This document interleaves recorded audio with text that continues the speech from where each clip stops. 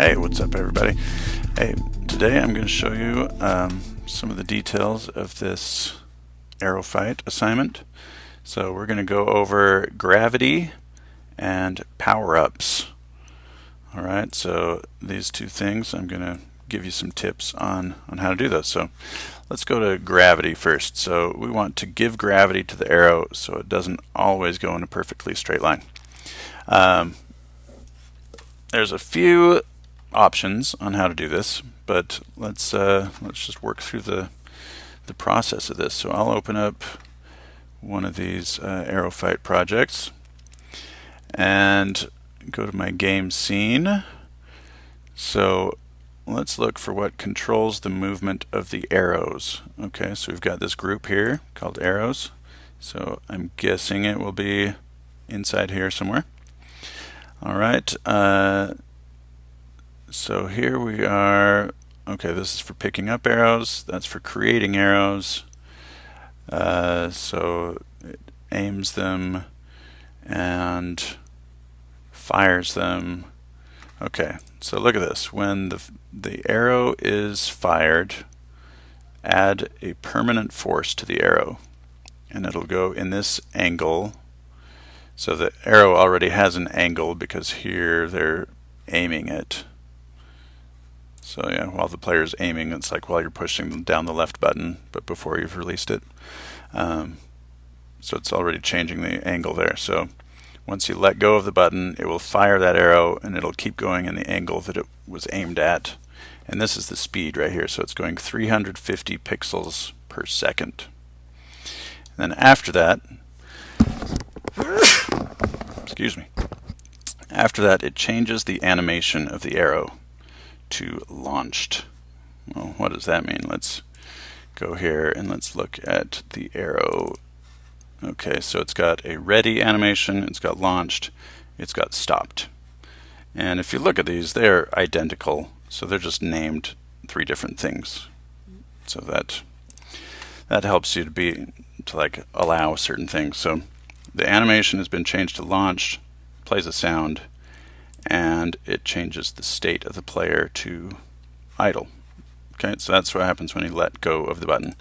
So if we wanted to add gravity to the arrow after you fire it, it would have to be something that happens after this. Let's look.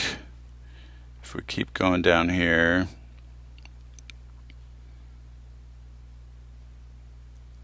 repeat for each instance of the arrow. Oh, so that this is what kills the player if they get hit by an arrow.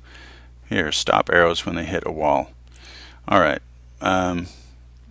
if the animation of the arrow is launched and if it collides with level tiles.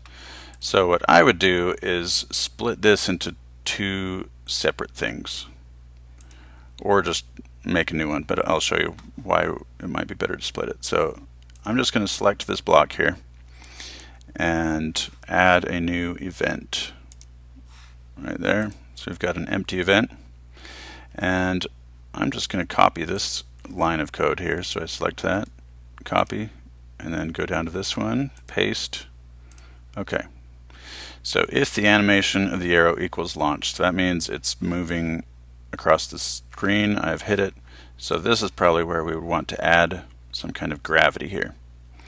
Alright, so what is gravity? It just means that the arrow moves down. Alright, so we still want it to go in the direction that it's going. Like if I'm here, let's look at this. Zoom in on this guy. So if this is my player and I'm over here and I shoot the arrow that direction, I still want it to keep going that direction, but probably go in more like go up and then down. Alright.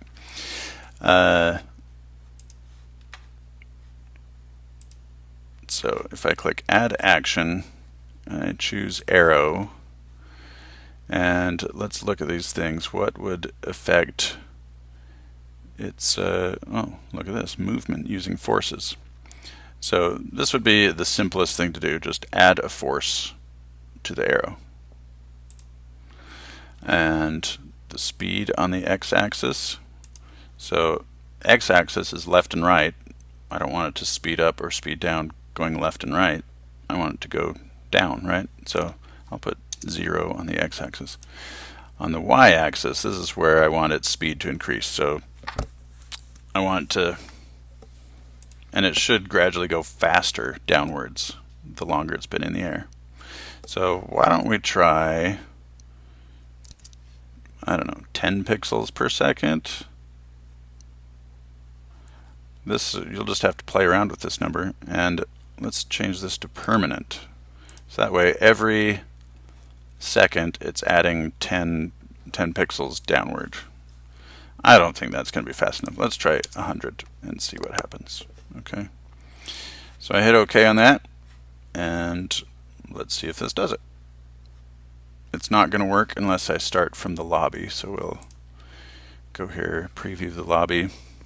Here we go. Okay, I'm going to aim the arrow, and oh, look at that. That is some strong gravity. Okay, so maybe that number is too high, because right now it just immediately starts falling down. Okay, what if we change this to permanent force? Let's try 20 instead. All right, now, okay. So now it's got some gravity.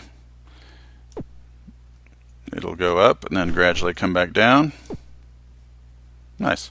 Now in a real world, it would not keep pointing up like that. You know, it'd point up and then kind of curve and start pointing down. So this part is optional for you. You don't have to make it turn, but if you want to make it look a little more realistic, let's go back here. So in addition to making it go down, we could go add action arrow and change its rotation. Rotate toward angle. I think that's the one we want. Rotate toward angle. And this is a kind of tricky thing that you wouldn't figure out without like Googling or something. Because we don't know what angle we want it to rotate towards.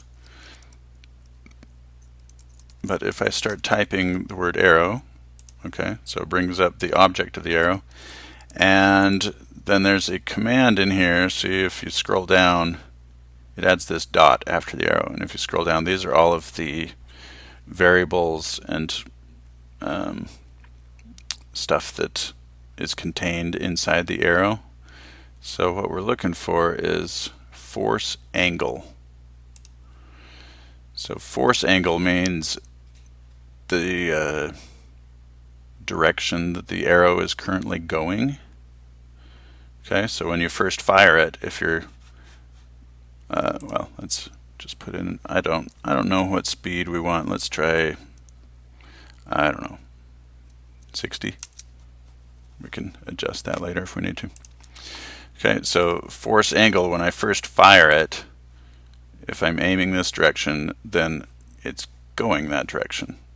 But then as gravity starts and it starts to go down, now it's going down, and so the angle, the force angle, is also down. So it's just what direction the forces are working on it. All right, so let's preview this and see if that did it. Okay, you can see it's starting to rotate. It's not going nearly. Oh, hey, tough luck, guy. It's not rotating nearly fast enough compared to how fast gravity is working. So I would just, you know, test out different numbers in here. Where did that go? Right here. So I could maybe make the gravity less and maybe make this faster. Let's try 180 degrees per second. Okay, very good. So that's how you get gravity into some stuff.